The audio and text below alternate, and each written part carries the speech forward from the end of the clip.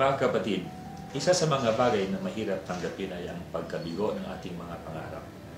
Maroon tayong inaasam-asam na mangyari, ngunit sa kalaunan ay hindi nangyayari.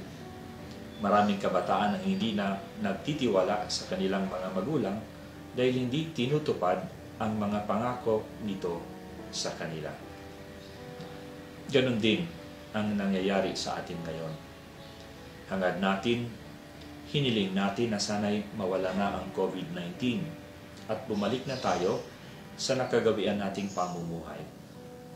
Sabik na tayo na makabalik sa normal, ngunit tila yata may bagong normal na dapat nating matutunan sa mga susunod na araw.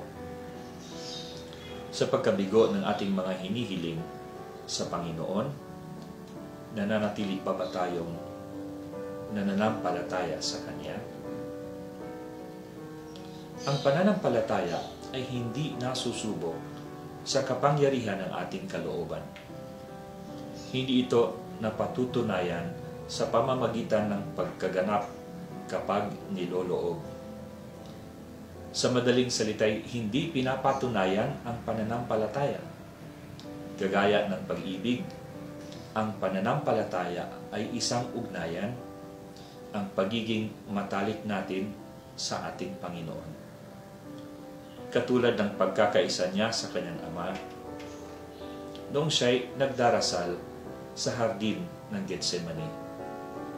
Ipinaubaya niya ang kanyang sarili sa kalooban ng kanyang Diyos Ama. Ama, hindi ang aking kalooban, kundi ang kalooban ninyo. Gayon din ang dasal ng taong kitongin. Panginoon, kung niloloob ninyo'y ako'y mapagaling ninyo. At ang sagot naman ng ating Panginoon, niloloob ko, gumaling ka sa iyong karamdaman. Patuloy tayong manalangin at manalig sa Diyos. Pairalin natin ang pananalig na ito sa pamamagitan ng ating pagsunod sa Kanyang mga utos.